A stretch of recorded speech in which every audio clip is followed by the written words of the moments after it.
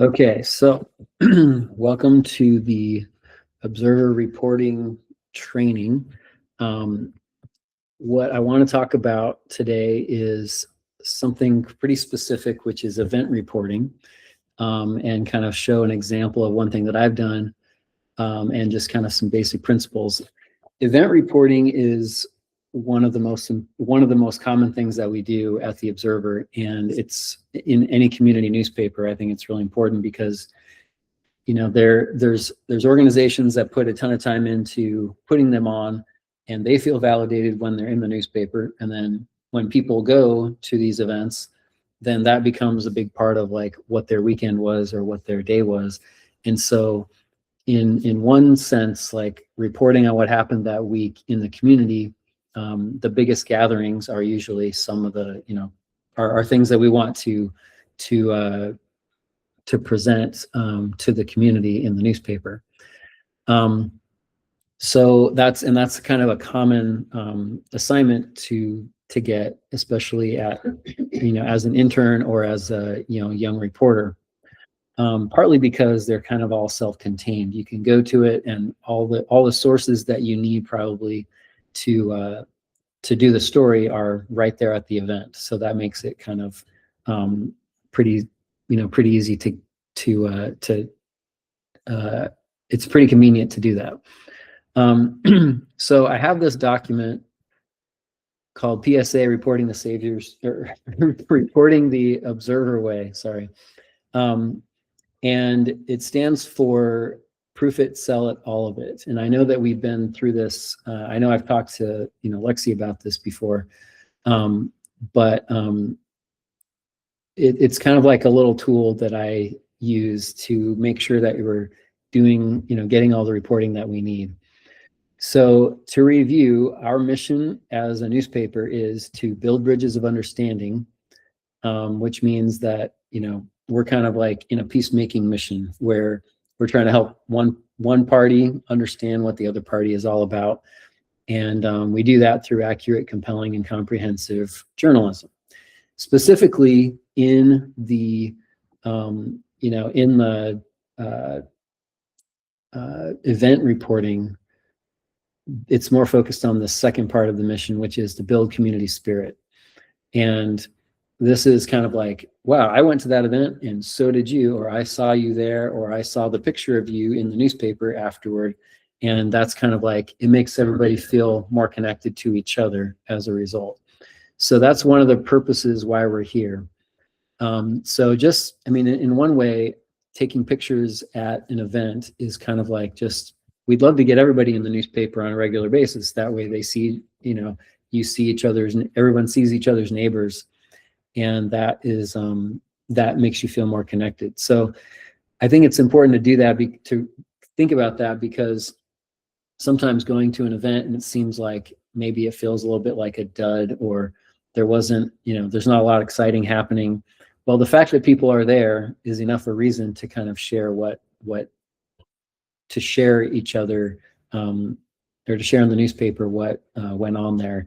And the fact that people showed up is kind of like something to record in the community's like history, essentially. So proof it, we're not going to talk a lot about, but we need to have strong writing and be clear and concise. Sell it is my shortcut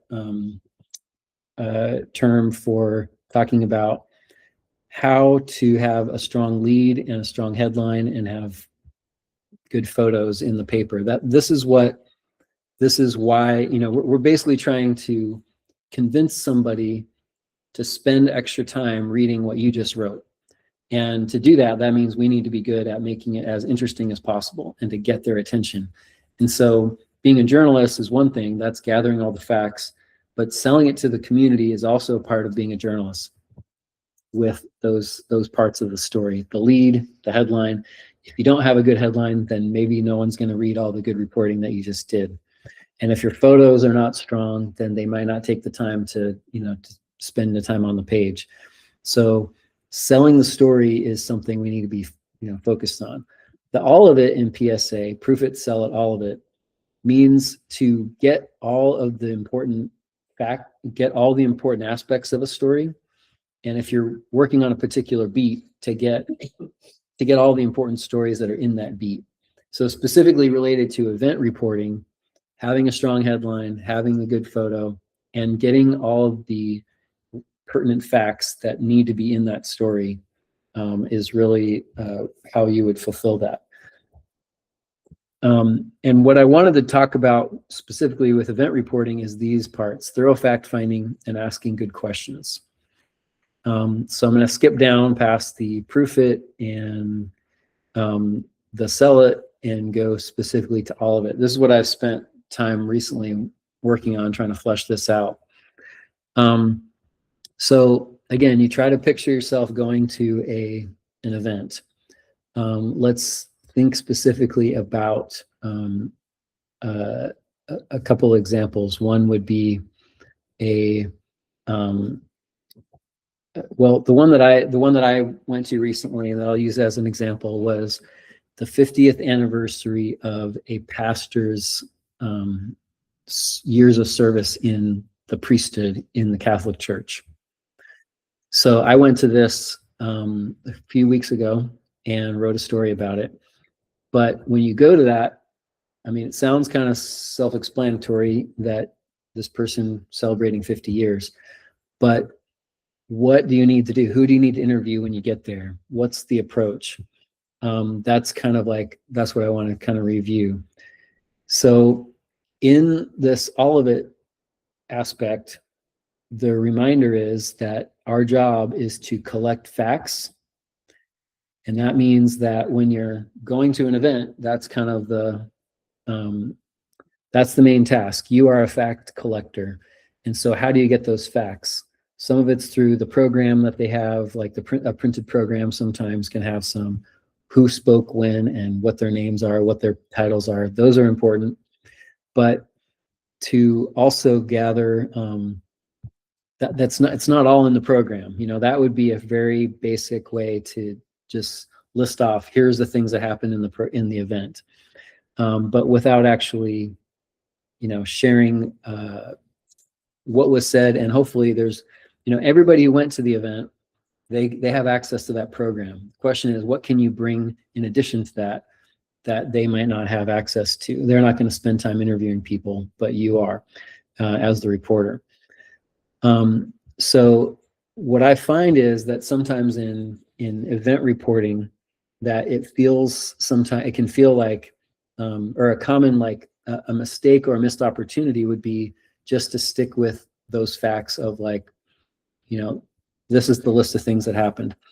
So if you put this kind of pressure on yourself to say, I want to try to cram as many facts into this as possible into your stories, then I think that's the kind of mindset that we want to have. And this is something, the kind of a rule of thumb that I would say, if it's hard to come up with a lead or a headline, it might be that you haven't done enough reporting to find that really interesting thing that you're excited about. A lead in a story can be as simple as just who, what, when, where, why. On this date, you know, who is the pastor? What is he celebrated his 50th anniversary in the priesthood? So that's who, what, when, on December 14th, where, at this church in this city. That's the who, what, when, where. And the why, hopefully, is why it's significant. You know, is he the only one who's ever done this? Or, you know, what impact did he have on the community as a result? That can hopefully be included in that lead. But that's the very basics of what you need to get. The question is, how do we get beyond that, so that way there's also something that the rest of the community is interested in? And this is what's fun about being a reporter, is that because you're a curious person, you want to learn about what's going on.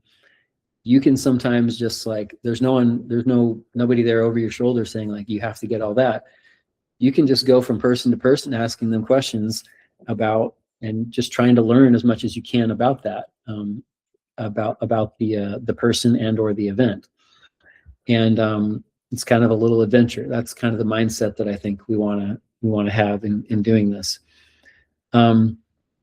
I started making a list of questions, and I think a lot of these are, they obviously need to be tailored to the event that you have, but to gather as much information as you can. What's the best and worst thing about being the pastor?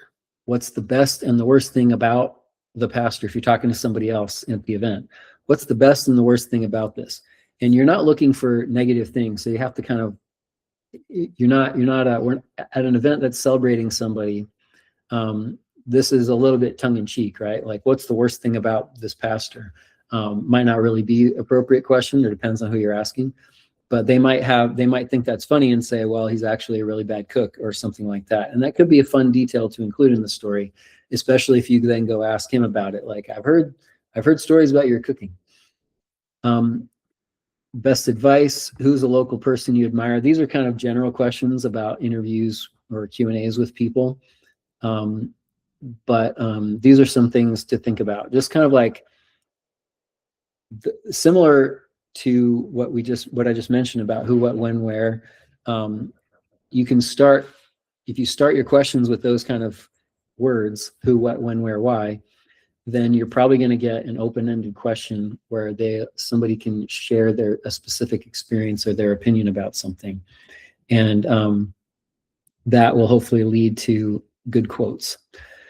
We're skipping past the government reporting. I did that on a different interview, but that's kind of the general idea about all of it. And now I want to go into a little more detail specifically about the event reporting. Talked about some of this already. But this is, I think, the key to remember. In the newspaper, we are focused on, yes, we do want to make this interesting to people who went to the event. And the fact that they were there getting their picture in, they're going to be excited to see that in the newspaper and to share that with their friends. But what about everyone else? Most people did not go to the event at the casements or at this church. They didn't go to it. So how is it going to be interesting to the rest of them? That's really who the main readership is going to be. So ideally, it would be, we find all the interesting things that, even if it wasn't in your town, would you still be, curious? If there's something that happened in Illinois and you live in Florida, would you ever read about a church festival? Well, probably not, unless there's something really surprising or unusual that happened there. Your job partly is to go find the unusual, interesting thing that everybody would be curious about, even if they didn't go to it or they're not connected directly to the event. And you do that by interviewing people. So this is where the interviews part comes in. I'll skip down to that and then get up to the headline. In the interviews, I would think about these different categories of people: organizer, beneficiary, and participant. Who organized the event? If it's an event at the casements, or let's say it's a bake sale that has, is a fundraiser, who organized it? You want to interview that person. That's kind of a really important rule of thumb at any event that you go to. Find who organized it. And there could be multiple people who organized it. You don't necessarily need to meet everybody, but one or two people who did organize it, they're going to know things that nobody else knows. And they're going to have the facts. We're looking for numbers, names of people, dates. These are verifiable things that they are able to provide. How much money? Here's some of the questions that I'm thinking about with these interviews. Who do you hope benefits from the event? That would be a great question to ask an organizer. When did you start planning the event? How much did it cost? How much money did you raise from it? And other questions could be, what obstacles did you overcome to make this event happen?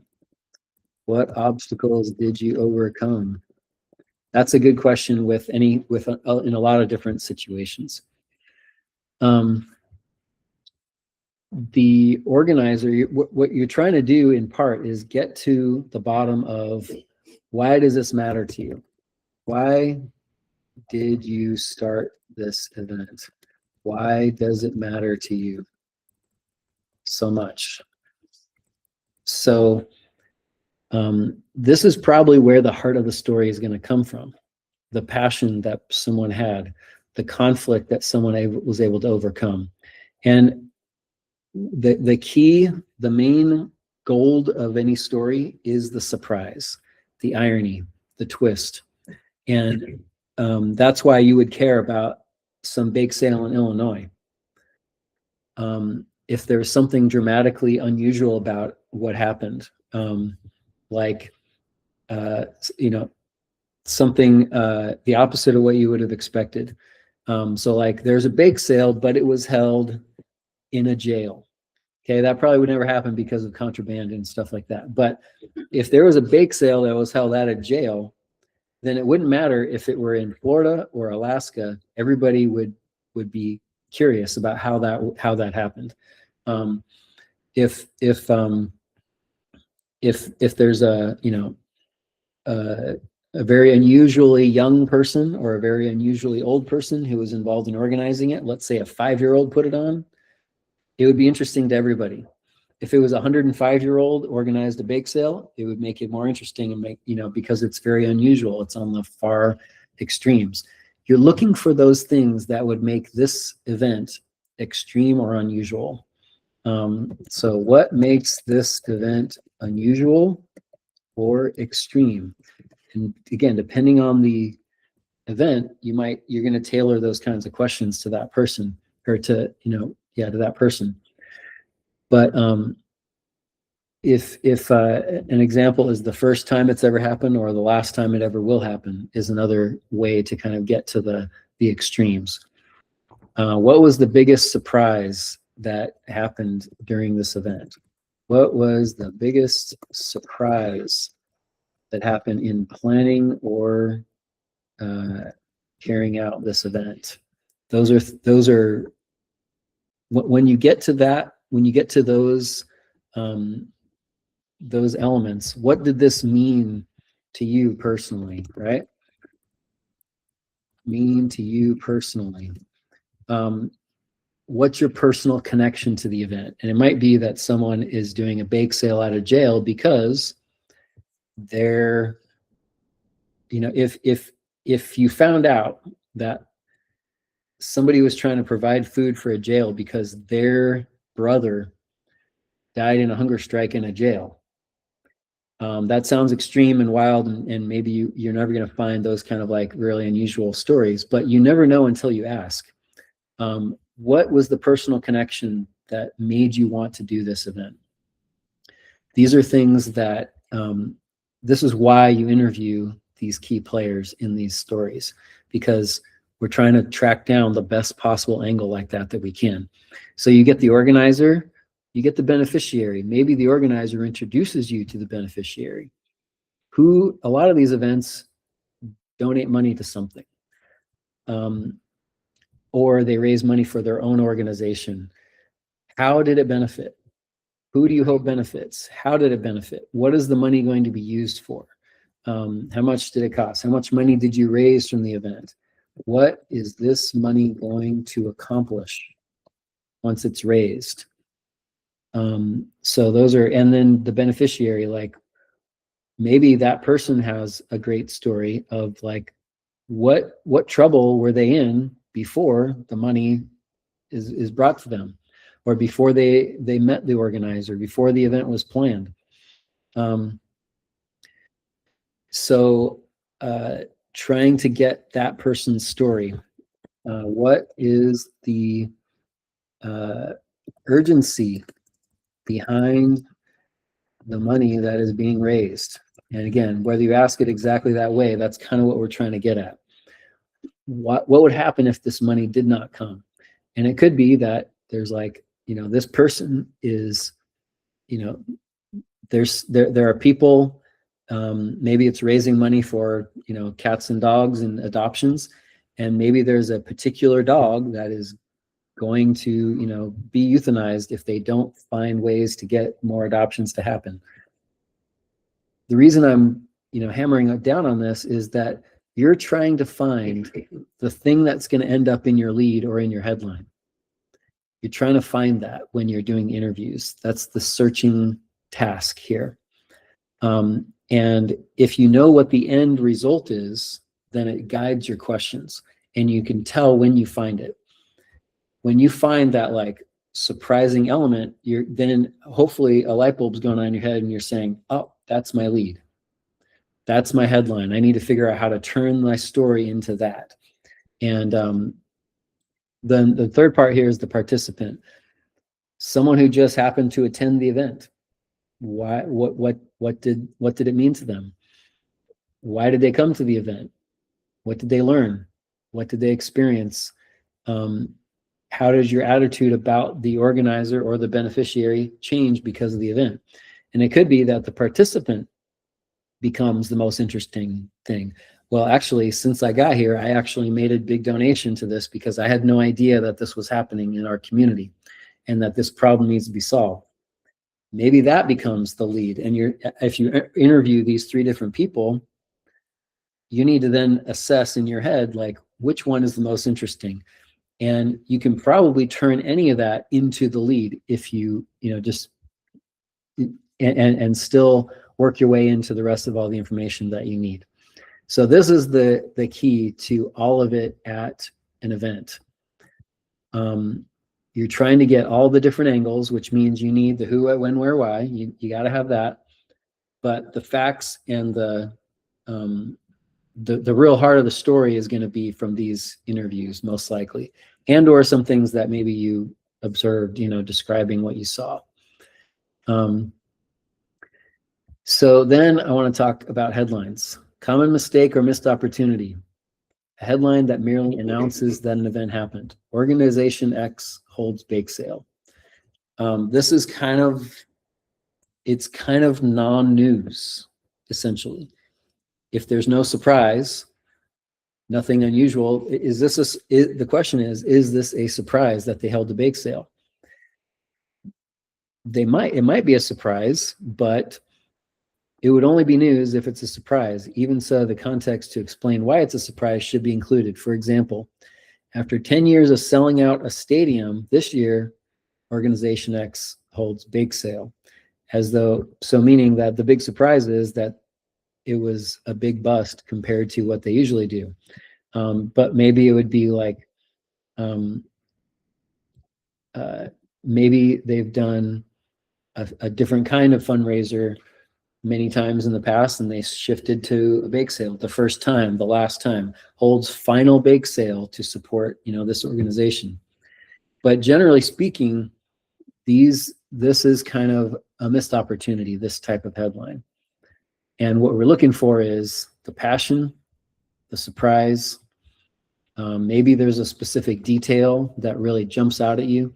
If you go home from an event and you could only say one thing to your mom or dad, brother, sister, loved one, whoever, you could only say one thing about the event, what would it be?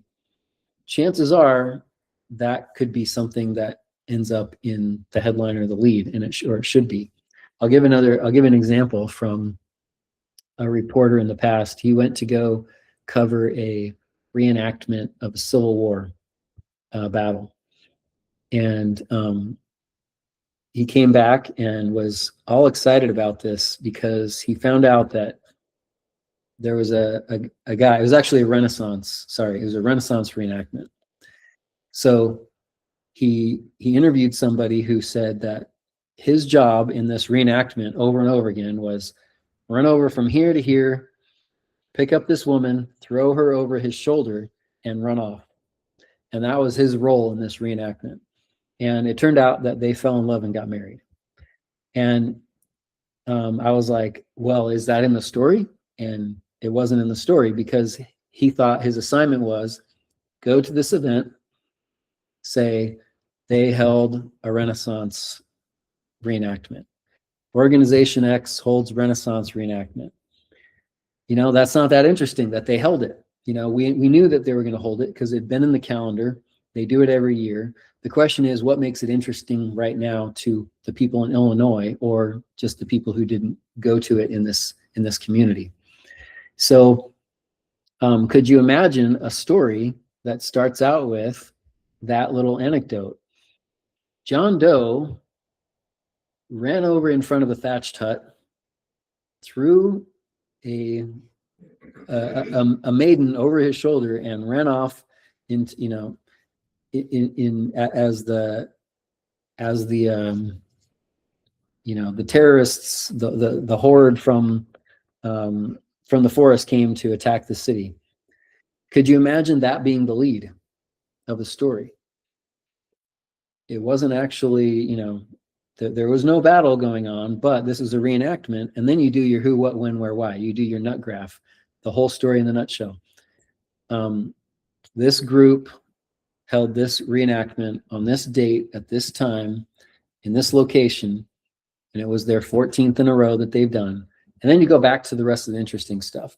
So that stuff is there, but it doesn't have to be the lead. There can be, ideally, we're looking for that surprise, that passion that's gonna, make it a, the most interesting possible to the rest of the people.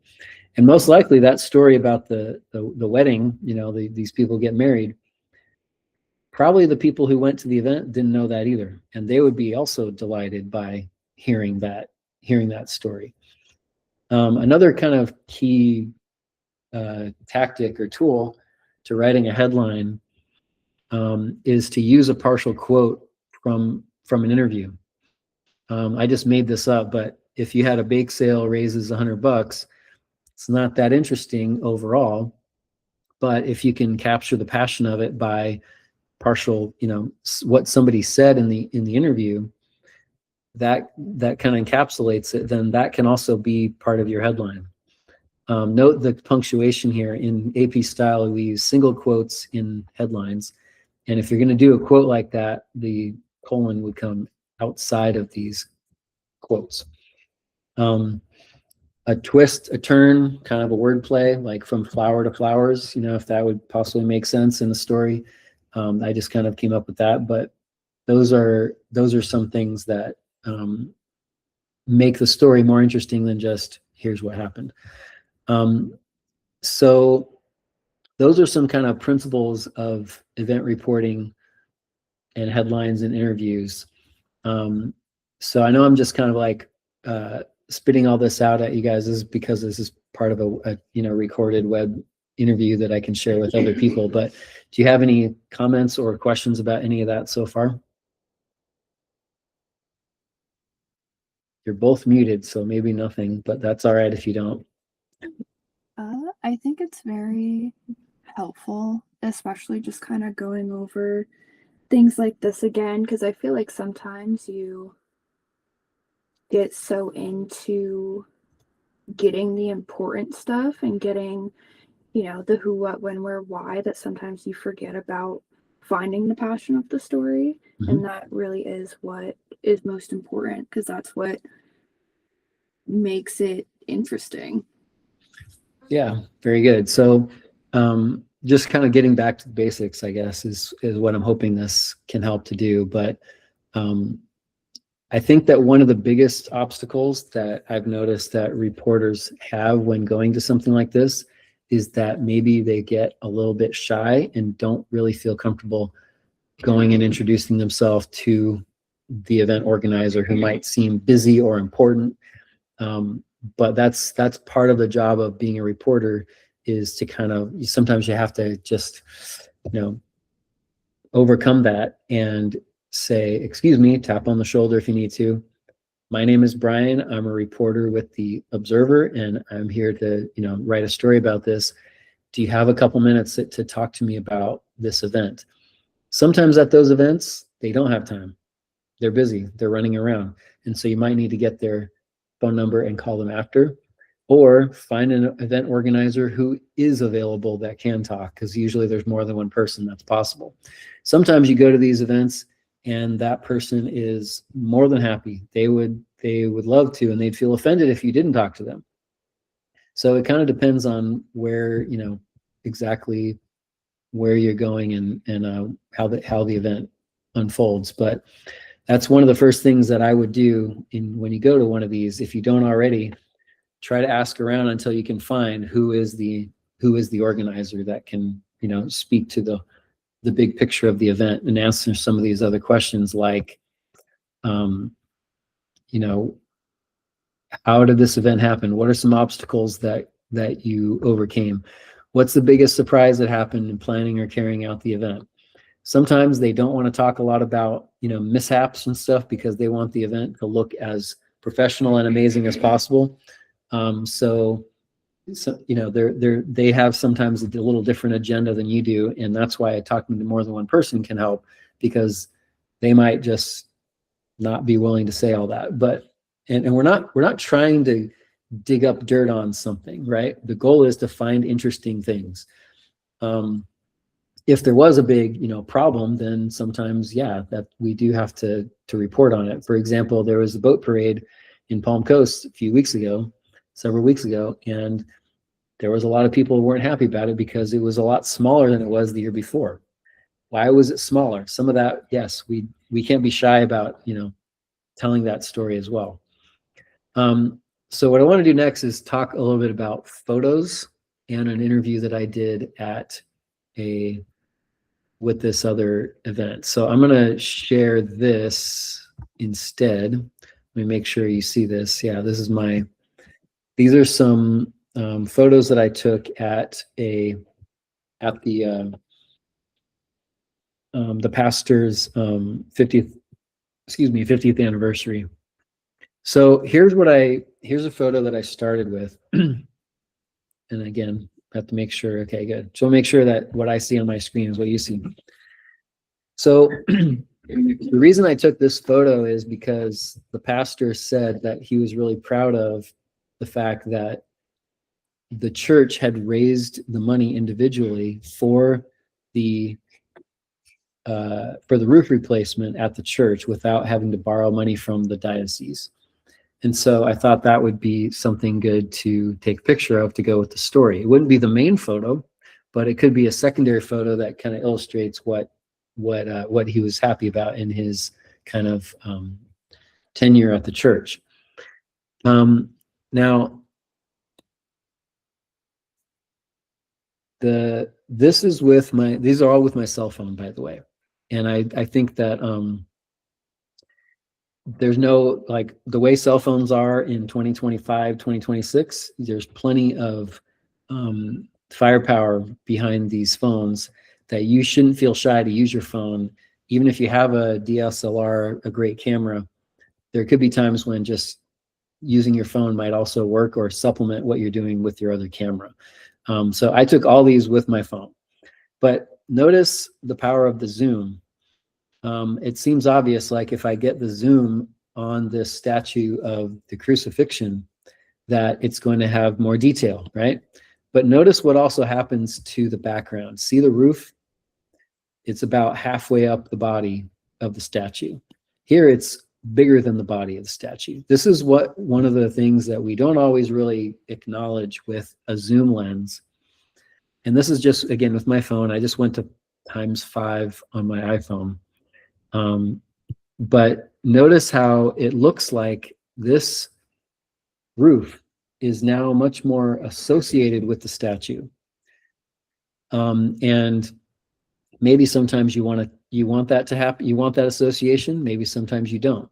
But that's something that happens with the zoom, is it compresses the distance between the objects, and it makes it look like they're very close to each other when really they're not any closer here than they were here.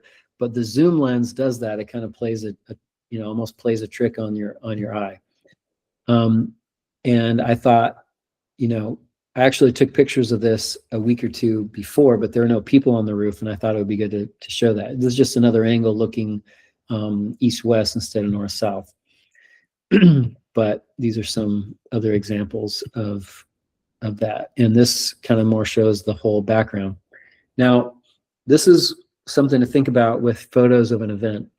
In movie making, cinematography, one type of photo that you do, or one type of shot you take, is the establishing shot. What what building are we in? If you're like, if there's a movie that's happening in a parking garage, and then there's a scene in the White House, between those two, there's going to be an outside exterior shot of the White House, and then there's a picture of, then there's a video of, or the film, the clip of, you know, two people talking, and you assume that it's in the White House because of the establishing shot that's in between. This is kind of one thing to think about with event photography. Is there one picture of the event overall that would make it, you know, that would kind of tell the story of what it looked like? We might not always use those in the newspaper, but I think that it's good to have some example of it. So this is one example of that. This is a picture that I took at the end of the event. And again, the photos need to tell the story of what you're about. The main photo should match the headline. If the headline is about this pastor, then the main photo should probably be about the pastor. The problem is sometimes it's not the best photo. You might have a photo of the main subject or the organizer. Like, let's say you're interviewing the organizer, the beneficiary, the participant at an event, and you find that the most important, you know, story that you get is from, like, let's say the beneficiary, and then your headline is about the beneficiary, and it says, you know, cat rescue, you know, is able to help 100 more cats because of this event. And there's some kind of headline like that. Well, because the headline is about the cat rescue and not about the casements or about the event or about the church, you might want the photo. You should have the photo at least available of the cat rescue people, of the people who are, you know, the beneficiaries. And so that means that as you're taking photos, you want to make sure that there's something strong of each one. Now, I took a lot of pictures. At this event, I took 300 pictures, again, all with my cell phone. And I took this one. He was speaking, obviously, and I didn't take a lot here, but I took a lot in other situations for the same purpose that I'm about to say, and that is, this is a positive photo. This is a positive story about someone celebrating 50 years. That means the photo should be flattering of the person. It's not of, you know, him with like a strange look on his face while he's in the middle of talking to somebody else. So how do you get a flattering photo? You could have him pose, but you might need to take a picture of him while he's speaking at the event. And that means taking a lot of them until you get one where he looks good, because you don't want it to be in between. This is just another, you know, outside shot there. A couple more here. These are at the very end, so I should probably start at the very bottom here and kind of walk through this. Let's see. Again, 300 pictures sounds like a lot probably sometimes, but look, here's an example of what we don't want. If that's a big photo in the newspaper, he's going to say, "Oh, that doesn't look very good of me," right? So you have to keep shooting. This is you know, kind of like one of those exterior, like, you know, establishing shots where you see part of the value of this event, or the interesting thing about the event, was that there's 1,100 people in this church. So it was a big event. Maybe one of the biggest events of the week was this, you know, church meeting. So I took this one. You notice the angle is a little different. This one, I'm low, so the people in the background, right? You can see there's a big crowd, but in this one, I'm up a little higher. Can you see that? I'm up a little higher. Therefore, the crowd is a little bit more visible. It's because I'm trying to tell a story with the photo. The photo is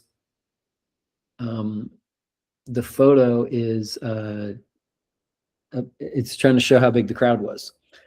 So it's subtle difference, but I would probably use this one over this one, just because you know, you can see the crowd is filling a little bit more of the audience, or of the picture frame.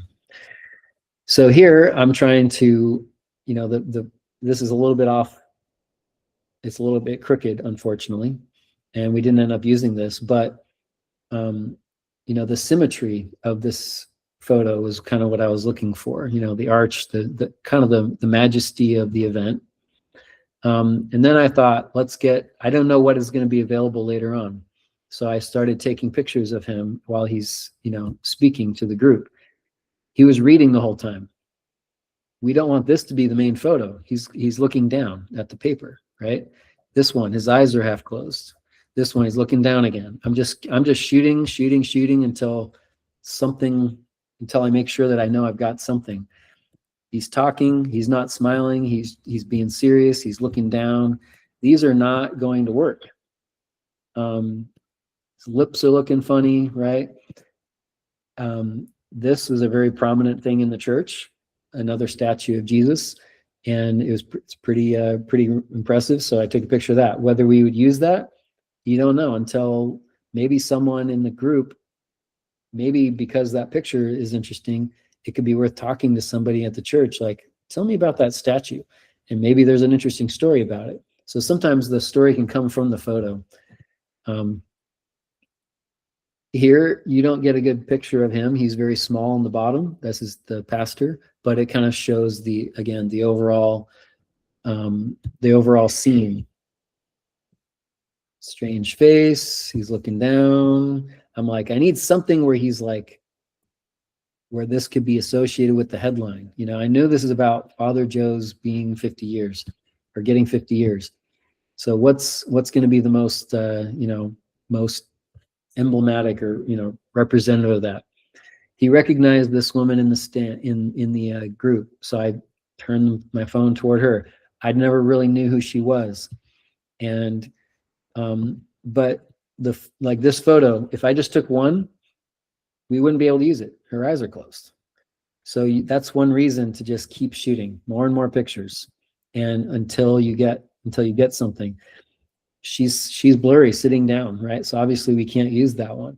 So this is why sometimes the volume of the photos is so important. And when I was taking these and I'm looking at, I'm like, okay, I could probably use this one. It's not too horrible, but still not great. This is why I was kind of relieved at the end that when he was speaking at the, in the after party, essentially, that it was easier to get something good of him. So I'm just kind of, but while someone's talking, it's pretty hard to get something that's really good. Here he's smiling, but his hand's on his chin, so that looks kind of funny still. And he looks kind of like, sometimes you don't realize it, but you can look kind of like creepy, goofy, everybody does sometimes if you just catch people in between, their faces. But he just wouldn't ever slow down and smile. So the main point here is, you know that you want your photo to match your headline. So how do you get, and that's, I'm going the wrong direction here. Okay, let me skip up to here.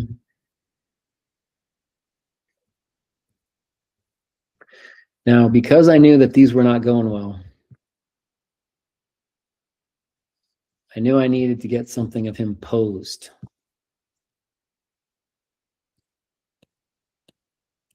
Does this seem like overkill? Probably is, but hey, it's a digital camera on my phone. I can easily just swipe through and just delete all these in 2 seconds. So there's really no real risk to taking more. Okay, so at the end, he insisted on taking a picture of me. Now these are pictures of him in action, which shows like he's a very caring guy. Everybody loves him. That one looks a little weird, right? It's really hard to get people in action and not, have something that's kind of unflattering. So taking a lot gives you something to choose from. So afterward, he asked to pose, and I didn't like this one as much as the one that I took of him walking across the street. I thought this was kind of cool. where he's like in stride. Walking pictures are also really hard to get. That's why you got to shoot, 10 of them in a row to get just the right stride. This stride, he looks like he's sort of doing a weird dance, sticking his foot out, right? Here, it looks like he's walking. It's a simple difference, subtle difference. He's not looking at me here, so that one's not as strong.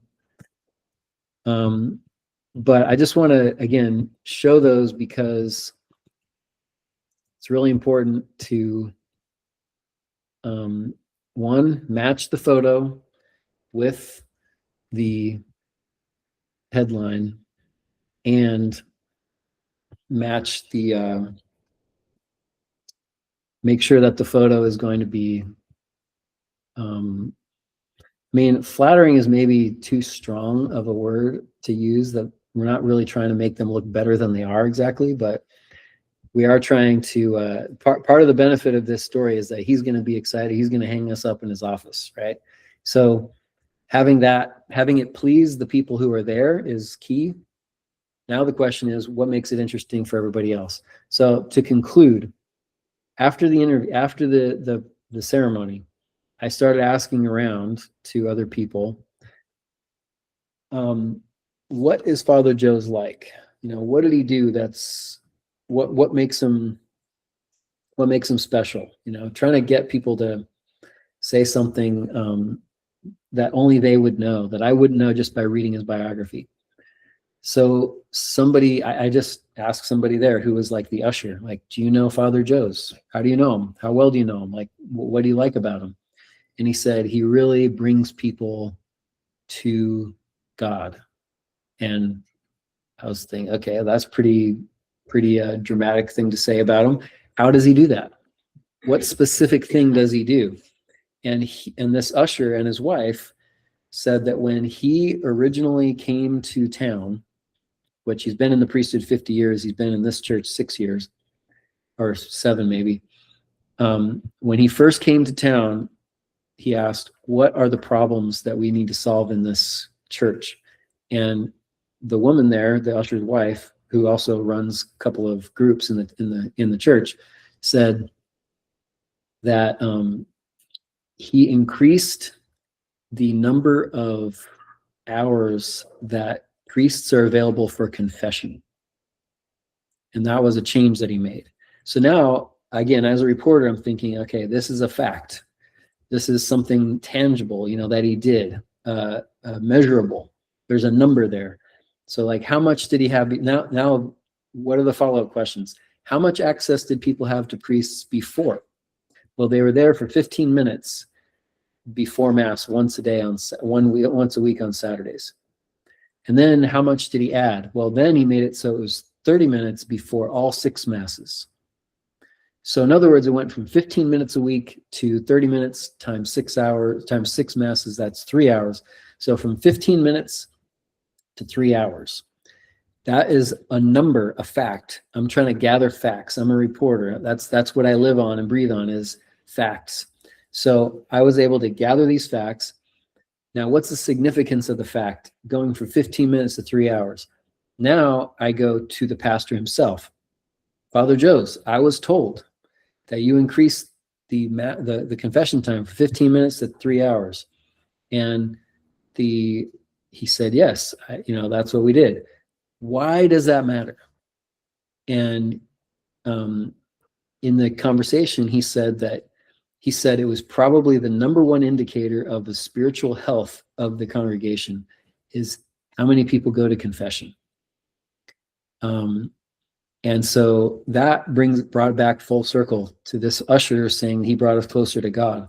Well, how did he do that? It was through increasing confession, among other things. But I ended up using that as a little anecdote at the very beginning of my story.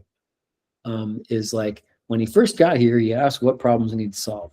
We need to increase confession. And so he did it, and that was the biggest indicator of their spiritual health. And in that 4 paragraphs or so of that intro vignette, I just snuck in there, like, he was at the church on December 14th out celebrating the 50th anniversary. And then getting to the next step of the story, then I would just start over from the beginning. Like, the mass was held here. Here's what someone said at the mass. Eventually went to here where they gave out an award at the end, and he said how much he loved everybody, and the end. But that little piece of passion, that interview that talked about the confession, it turned into the top of the story because of that. And I'm really glad I asked those questions, because otherwise it would have just been about like what was said in the event that everyone else already knows who went to it, and maybe was not as interesting to the rest of the people in Illinois or rest of the community that didn't see it. They didn't take the time to go to the event, maybe because they don't really care that much about him. They don't know him, but now they know something kind of unusual about him, or something extraordinary that he did in the church that made a difference. And whether that's extraordinary or not, not every event is going to have something that is going to appeal to the whole city, to the whole readership, but that's really what we're looking for. So one other takeaway with the photos, going back to these photos here, share this one instead. In this event, I happened to be lucky because I was sitting right in front of the podium, this microphone. And again, these are pictures. Like, I'm not going to use that one because look, her eyes are half closed. You don't want to use that one. So, but this one is good of her, not as good of him. So maybe we keep going until we find one of both of them. But it's really easy to get a little shy. You don't want to interrupt people. You don't want to go up and, distract what someone's doing in the event. Sometimes you don't want to distract or be get in the way with photos, but that's something that is you got to be willing to do. Sometimes, when they're having this event, like look at this series of pictures. These guys all gave an award to Father Joe's, but none of them turned out well. I mean, this guy's looking to the right, this guy's looking down, this guy's staring off into space.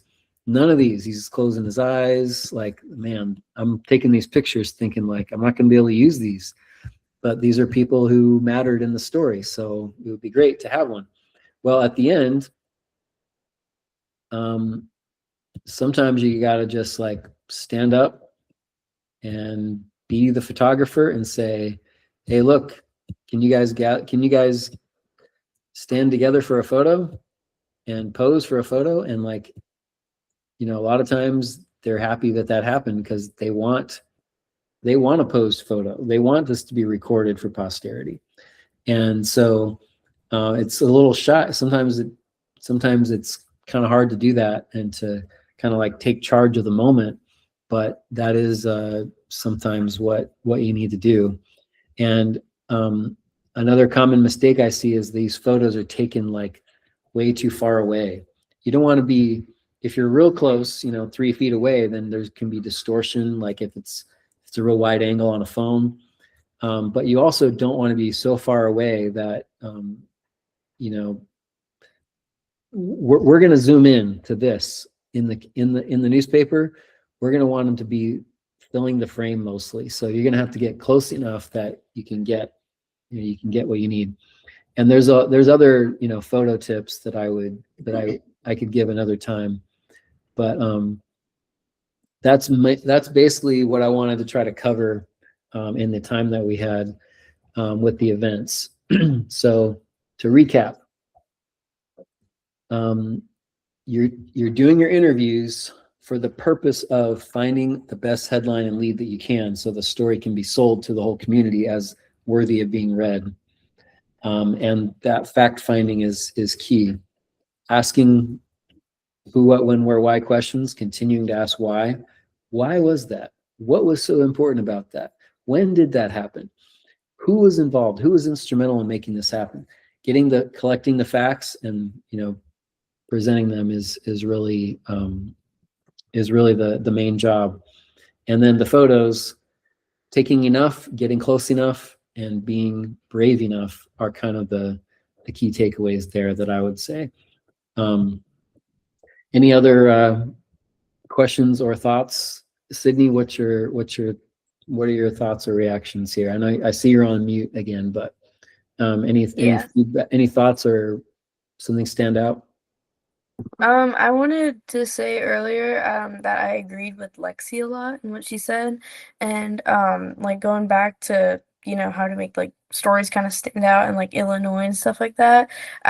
Like I realized that a lot of those stories that are very like viral and that like kind of catch people's more attention are like kind of when you dive into those like really like detailed like details. I'm trying to think of a way to say this, but when you dive into those details that no one would really expect, you know. Exactly. The unexpected is the key, the surprise. And that's a great way to summarize what I'm saying. Like, what about this event? If I wanted this story that I'm writing to go viral, what information would I need to get? You know, practically any event probably could go viral if you found like just the right moment, just the right person. And your job is keep going until you find that viral moment.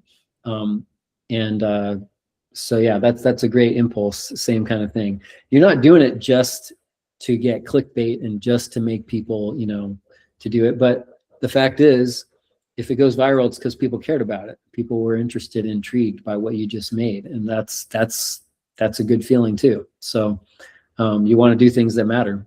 Anything else, Lexi, from you?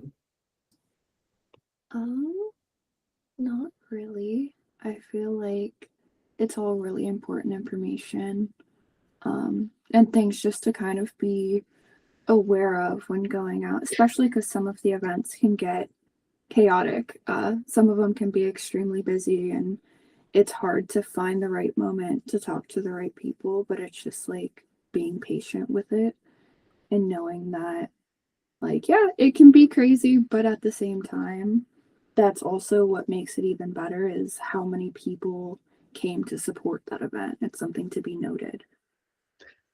Yeah, and I think that's a very good cautionary thought. Like sometimes there's just not going to be a good time to talk to the organizer at the event, which can be a good reason, by the way, to try to call them ahead of time. Mm-hmm. If you can get in touch with them for 5 minutes on the phone or 15 minutes on the phone, you can probably get what you need, and then you're just trying to get participants and photos and things like that.